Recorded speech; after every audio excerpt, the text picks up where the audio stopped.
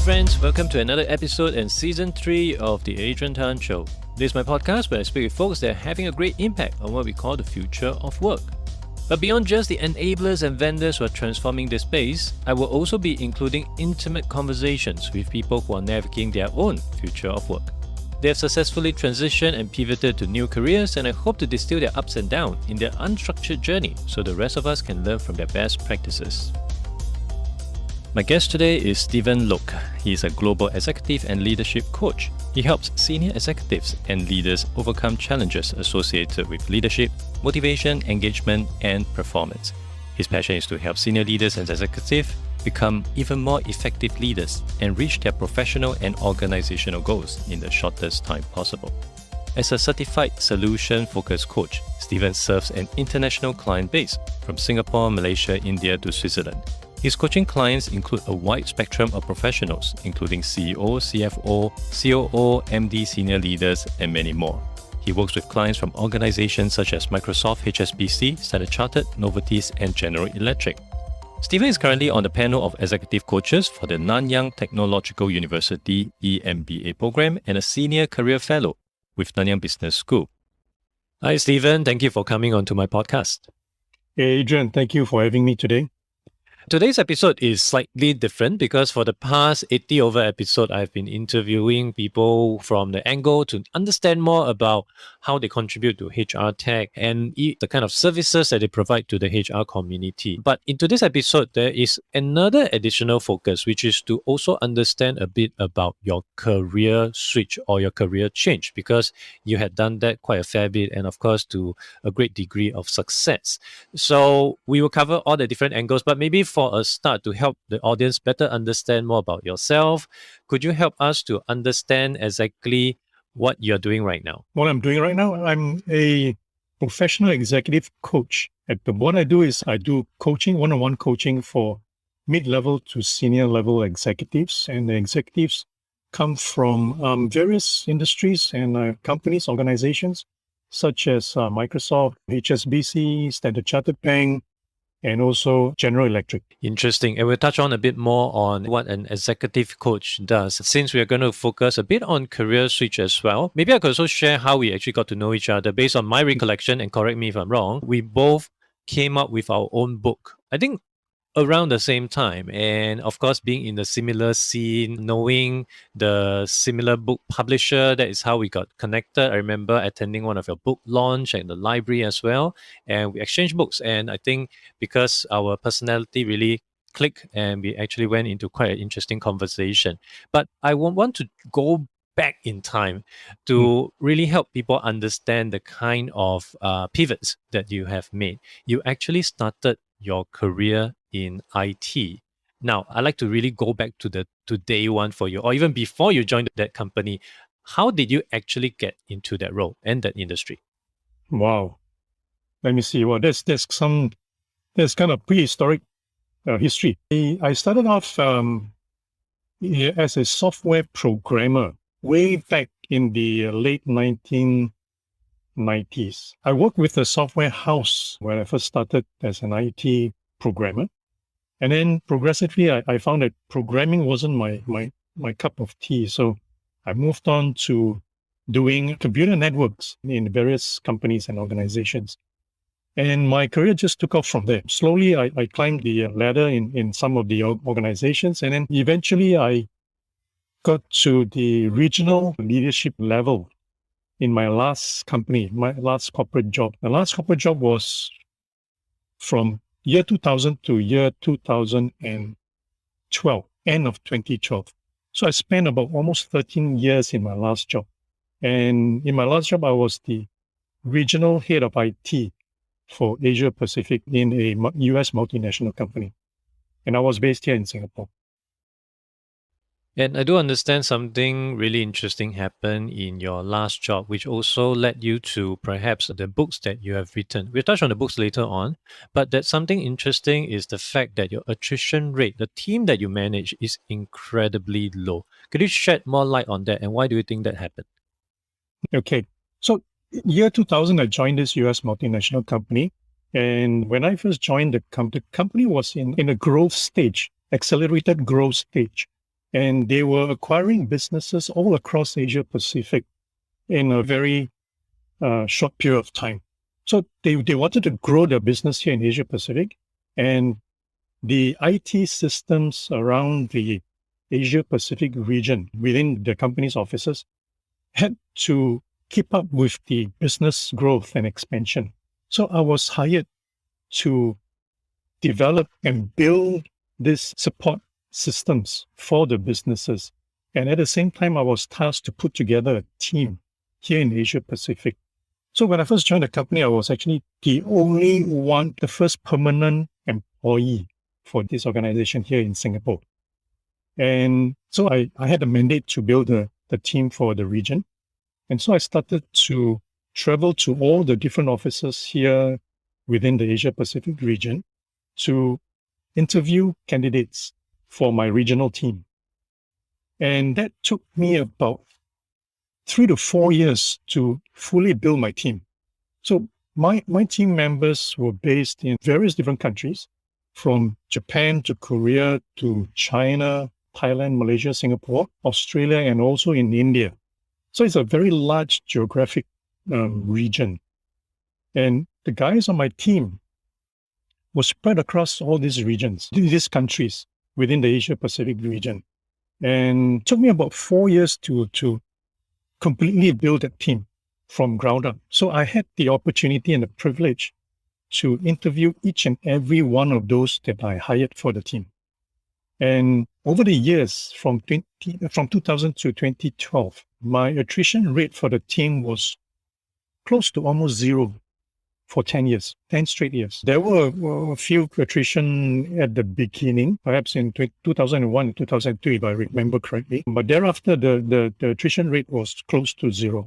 And in your opinion, why did that happen? Is it just because you played a part in selecting the right people? I'm very certain, just like what we are seeing in the news right now, selection of member of parliament sometimes may also go haywire. So it has to be something else. What exactly do you think that you did correctly to ensure that the attrition numbers is close to zero? Before I set out to hire the people that I wanted on the team, I asked myself a couple of questions. One was, what kind of people do I want on my team? And what did I want the team achieve over the next couple of years? So the most critical question was what kind of people I wanted on my team and what kind of culture I wanted to build for the team. So when I set out to hire or interview those individuals for the team, I made sure that each one of them had the right personality, had the right attitude, and also the aptitude for growth, to learn and to work together with others on the team, because it's a regional team and it's going to be people from different cultures, different background, different values, and people speaking different languages as well. Although English was the common language, but we had people from Korea, Japan, China, all speaking different languages, their native languages. So the thing that would bind the people together in a team had to be very clear. And in my mind, there were 4 things that were very clear. One was the cultural fit. Everyone who came into the team had to fit in with the team culture and also the organizational culture. Second was the attitude. Each person has to bring the correct attitude to the team and also to the organization. The third attribute that I looked for was aptitude. Aptitude is the capacity to learn and to grow. What's important is that it wasn't the skills specifically for the team, but the ability to learn and to fit in with the team. That was crucial for me. And then the fourth and final attribute was personality. I didn't want people who had extreme personalities on the team. Like, for example, I didn't want people who were volatile in terms of their temperament, because that would upset the team's harmony in the long run. So the 4 areas that I look for, the 4 attributes that I specifically look for were aptitude and personality. So all of them had to fit or meet the criteria that I set up for each of the individuals for the team, the regional team. The next part of your career trajectory, which of course is when I got to know you, where you became an author as well as a trainer on helping people to become great interviewers. So could you help us to understand maybe what motivated you to jump into this? When I was working with this company in 2012, at the end of 2012, I was actually retrenched. And so when I was retrenched, I was deciding whether to go back to the corporate world, find another job, corporate world, and do the same thing, or to do something different. And I decided that, hey, I didn't want to do the same thing again because I've been in the IT function for over 20 years and I wanted to see some changes. And at that point, I was thinking, what could I do? If I leave the corporate world and come out, then what do I do? And the thing that struck me at that moment was actually I had a lot of experience in interviewing people, individuals from different cultures, different countries, and bringing them together as a team to work as a team. So I thought, hey, I've got something working there. And I thought, yeah, perhaps I should take my experience, distill it into a book, and then bring it out to the market and see what happens from there. And that was exactly what I did. So I distilled my experiences interviewing all these individuals, how I interviewed them, and then I wrote a book and published the book. And the book was published in sometime in 2012. And then I decided I'll come out and start a training and consulting business. And that was exactly what I focused on. Training HR and hiring managers, leaders, to hire the right people for their teams and their organizations. And that was how I started. So this would be the first time you did a career switch, moving from a corporate role to going into full-time as your own boss in doing all this training as well as becoming an author. Could you walk through that early part of the journey? What are some of the common challenges that you came up with, the pitfalls that in hindsight, things that you could have easily avoided so that the audience who are listening who may have the same inclination to go into doing their own thing can better learn from your best practices? The first time when I pivoted, to be very honest, was at a total loss. I didn't know what I was doing actually. I've never started a business on my own. Didn't know what to expect. Didn't know what to do. But I tried anyway. So what I did was I joined a lot of networking events to get to know people, to expand my network. After spending over 20 years in the corporate scene, I realized that my network outside of the corporate world was very limited. And I had no idea what the training or consulting industry was like. And so I decided to join networking events. I met a lot of different people, and then I started to engage them in conversations and to learn from them. And I also realized that most people who pivot and go into doing something different, especially starting their own business, many don't do planning, like myself. I didn't do much planning. I just moved into the role, and then I discovered the pitfalls along the way. And one of the biggest things that I regretted not doing is setting aside a fixed amount of a budget and planning what I needed to do as next steps, building up the business. Because one of the biggest regrets I had was spending too much money on doing some of those, building up my website for my business. A lot of money went into that because first I didn't know how to build a website. So I had to engage somebody to do that for me. And not knowing the industry, not knowing the market outside, I readily just agreed to whatever price they offered. That came to a huge amount of money. So a large portion of my initial budget that I put aside for building the business and marketing actually went into website building. And that left me with very limited resources thereafter. And when I started to go out to companies or organizations to try to pitch my training programs, I realized that I didn't have enough resources to print proper brochures, proper marketing materials when I went to see potential clients. And that was a huge mistake. Because when I went to organizations where the bigger organizations, multinational companies, one of the things that they would expect from someone pitching a training program was to bring along some credible materials, some collaterals, or some brochures that you could pass to them. But I didn't have any. In fact, most of the appointments I went to, I went almost empty-handed, and the brochures and the materials that I handed to them they looked so cheap that I actually lost most of them during the initial days. A lot of things were done on the go to also uncover what needs to be done and to move forward. With all that said, you still found a lot of success doing what you did before. What are some of the key points that you believe contributed to your success? I guess one of the things is persistence. There were many times that I asked myself, what was I doing in this journey? And there were many times that I wanted to quit. But I told myself, no, I've really come this far. I've already published the books. I've already designed the workshops. And so I decided I need to push forward and give myself a chance to see what happens from there. And I continued to join those networking events. And during one of those networking events, I met someone and we hit it off. We got along very well together. And we exchanged our business information. And that lady that I met during this event, she found out that I was actually doing training and hiring managers.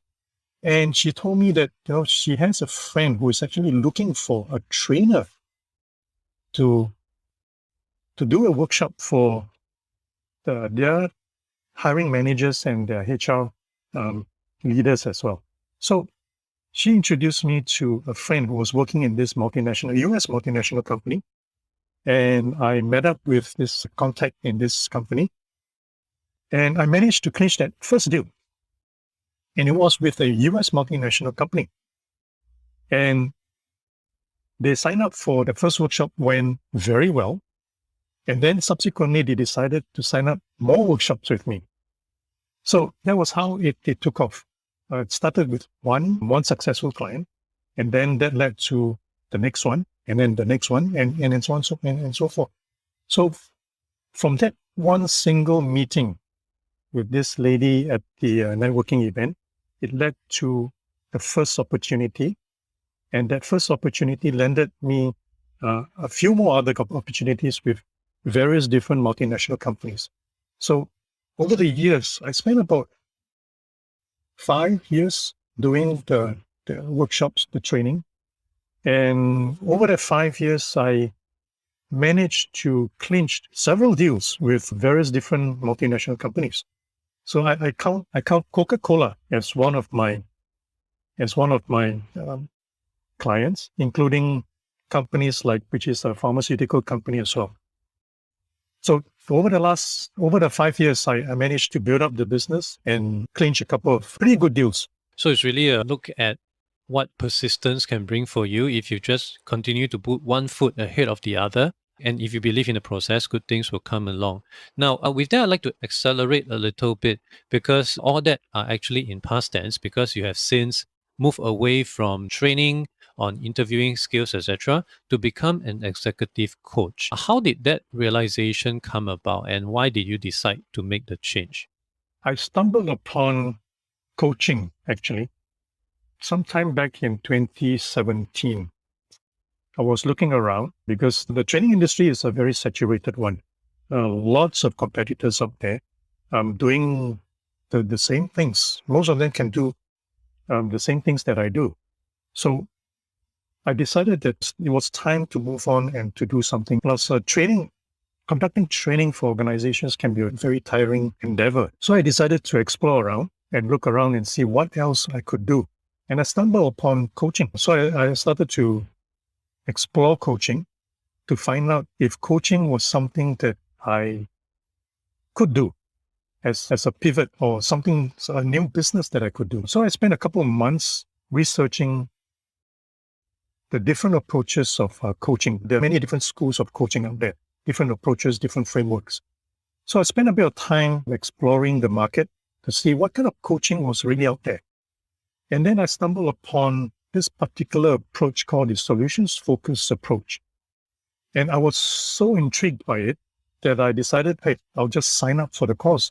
It was a 7-month course to get me the certification as a certified solution-focused coach. During the 7 months that I was going through the coaching course, I realized that coaching was something that I was very comfortable with, something that I could do well, something that I completely enjoy. So it was like I stumbled upon a passion that I could carry with me for the rest of my life. And I also realized that during my corporate days, I was already doing coaching, although during that time, I didn't realize I was doing coaching. So when I took up the 7 months course on coaching, I realized that, hey, coaching isn't something new to me. I've been doing this for many years when I was working in the corporate world. And it just clicked at that moment when I discovered that, hey, coaching is something that I could do, something that I truly enjoy. I enjoy coaching individuals and seeing them succeed. And so I decided, hey, why don't I give this a try and see if this is something that I could do for the next several years. And so I decided I'll start a new business. And just as I was about to start the new business in coaching, the pandemic hit, COVID pandemic hit. And that was just the beginning of 2018. And I thought, wow, with the pandemic, then it's going to slow my acceleration in this area. But it turned out to be a blessing in disguise, because when the pandemic hit, all the training workshops, or most of the training workshops for organizations, they ceased. Most organizations, they decided to postpone all of their training because you couldn't do face-to-face training. Literally overnight, everything went online.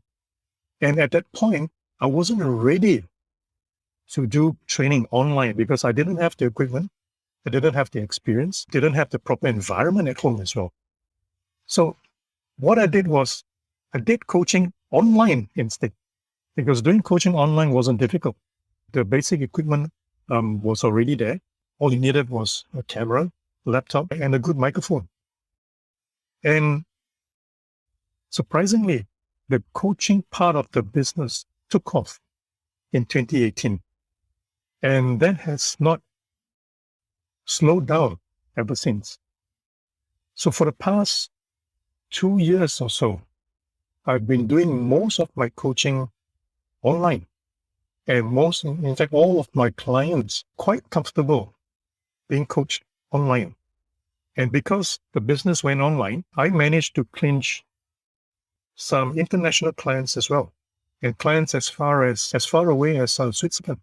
During the earlier days, to really start all again from scratch, it must also has been very challenging, despite this being your second business. Did you navigate that differently, or was it truly as challenging as your first business? Oh, that's a very good question. There were a lot of lessons learned from my first business venture. And I carried all of those lessons with me to this one. So I deliberately tried to avoid making the same mistakes I did previously. So one of the things that I did was to allocate sufficient resources and to make sure that I plan the approach better. I didn't rush into it. What I did was to first test the market, which I didn't do when I first started the training consulting business. So for the coaching business, what I did was I tested the market first. Before I designed anything, what I did was to put out feelers on social media, particularly on LinkedIn, to get a feel of the kind of reactions from potential clients. So what I did was to write posts related to coaching, related to the areas that I coach, particularly in leadership coaching. And I started to get quite positive responses and reactions from the LinkedIn community. And in fact, one of my posts that I did on LinkedIn landed me a client all the way from Switzerland. This particular client just happened to see my post on LinkedIn and decided to get in touch with me. I'm very certain for some of our listeners who is still listening until right now, they definitely would have some interest in going into their own business as well, or maybe thinking of making an entirely different pivot out there. So for any newbies out there, what are some of your advice that you have for them? What are the three key things that you believe they should really start thinking about working on if they truly want to make their own career switch? The three things that come to mind are: one, you need to be clear about what you want to achieve. Clarity is very important. That's crucial. Because if you're not clear of where you want to go, then anything you do will never get you there. So first, get really clear about what your goal is. Where do you want to go? Because once that is very clear to you, most of the other things will fall into place almost automatically. So first, get clarity. Second is to chart your path towards that goal. What do you need to help you get to that goal that you have decided to achieve? So you need to think about the resources that you have, the networks that you have, and the support that you can get on during your journey towards your goal. And one of the most important support that you must get, in my experience, is your family. Without the support of your family members, that journey can be a lot more tougher. So you can get support from friends, you can get support from your peers, but the most important support that you need will be from your immediate family members.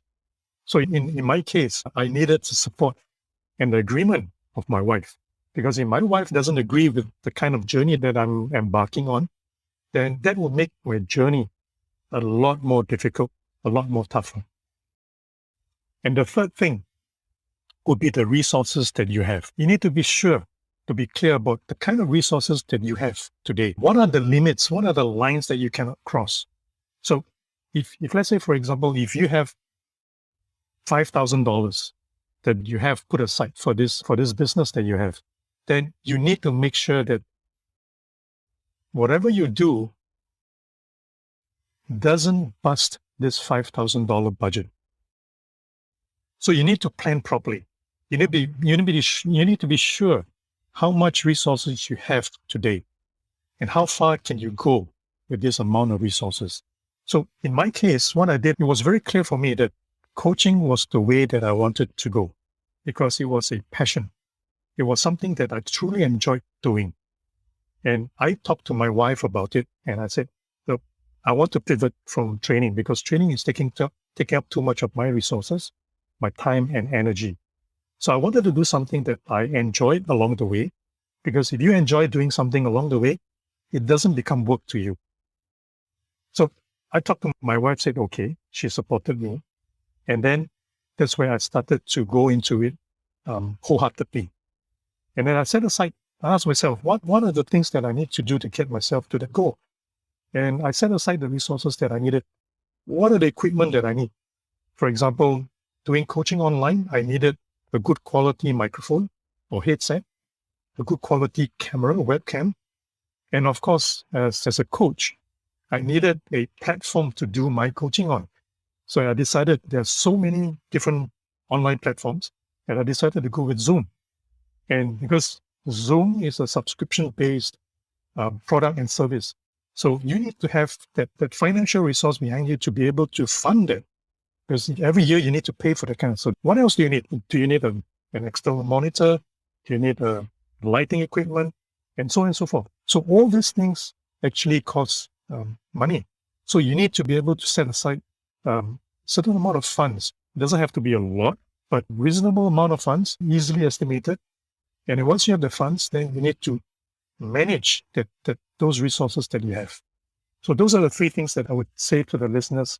If they are thinking about starting something new, starting a new venture, you need to think about these three things. I definitely second the second part that you mentioned about getting family support. When I started my current business, I hesitated telling my wife about it because I was afraid that I couldn't get her support. But I actually, a huge weight actually came off my chest after confiding in her and getting her support that this whole thing will work out well. Although along the way, she may make fun of me. If you don't get a business deal, you better go back to find a job and all that. But I take it in jest, but I do realize that getting that support is very important. And with all that said, I would really give a thank to you coming on board. As what Stephen mentioned, he really took it slow for this business because I've been offering the chance to speak with him, give him some publicity on podcasts, but it took him more than 2 years, I would say. Before the start of COVID, I already shared. Even until now, we are going down to the tail end of COVID. He just happened to come on. But I can really attest the kind of things that he brings to the table. And even in my daily conversation, whenever I get to chat with him, he would usually put on his coaching hat and to help decipher some of the difficulties that I have in my life. And with that, I really want to extend my deepest appreciation. So for people who may be keen to find out more about yourself, about what you're doing right now, where can they go to? They can find me on my website. My corporate website is www.elc-i.